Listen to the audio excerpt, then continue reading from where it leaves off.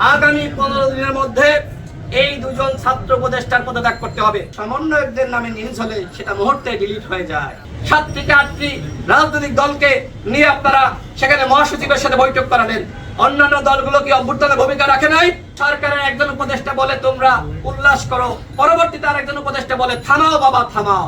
ওবায়দুল কাদের এই দেশে 3.5 মাস নিরাপদে ছিল, পালিয়ে গেছে। তখন তোমরা ডেভিল হান্ট ঘোষণা করো নাই। আওয়ামী লীগের নেতারা পালিয়ে গেছে এবং কেউ কেউ সাবের মানদণ্ডে জামিন পেয়েছে, তখন তোমরা ব্যবস্থা গ্রহণ করো নাই। শেখ হাসিনা আগামী 10 বছরেও বাংলাদেশে ফিরে আসবে বলে আমাদের কাছে মনে হয় না। ভারত তাকে কোনোভাবে ফিরিয়ে দিবে না, কোনোভাবে না, আমরা বিশ্বাস করি না।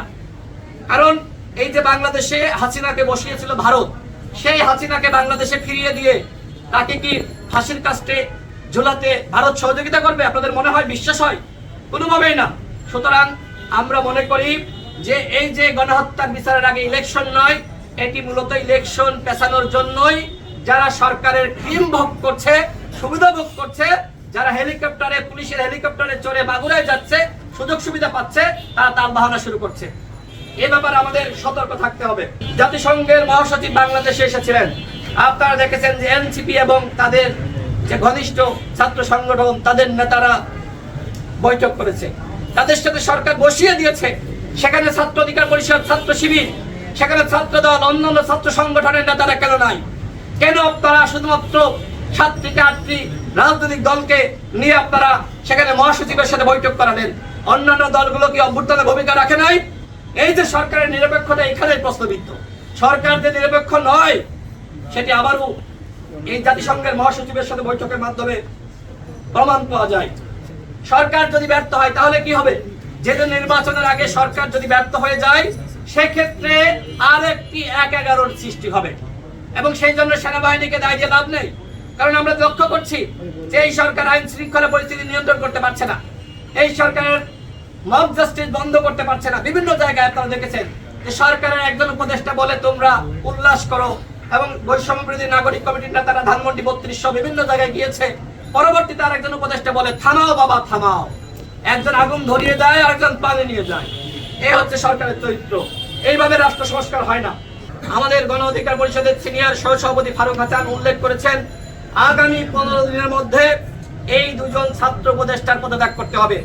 আই রিপিট, আগামী 15 দিনের মধ্যে এই দুজন ছাত্র উপদেষ্টার পদত্যাগ করতে হবে এবং সরকারের বিভিন্ন দপ্তরে, সেক্টরে ছাত্র প্রতিনিধিদের নিয়োগ দেওয়া হয়েছে, অবশ্যই সেই নিয়োগ বাতিল করতে হবে এবং এই সরকারের নিরপেক্ষতা নিশ্চিত করতে হবে। 7 মাসে কতটুকু রাষ্ট্র সংস্কার হয়েছে আপনারা সকলেই দেখেছেন। রাষ্ট্র সংস্কারের নামে আজকে তারা আরামে বসে আছে, তারা কতটুকু কাজ করছে সেটি নিয়ে প্রশ্ন তৈরি হয়েছে। আমরা এই সরকারের 7 মাসের জবাবদিহিতা চাই।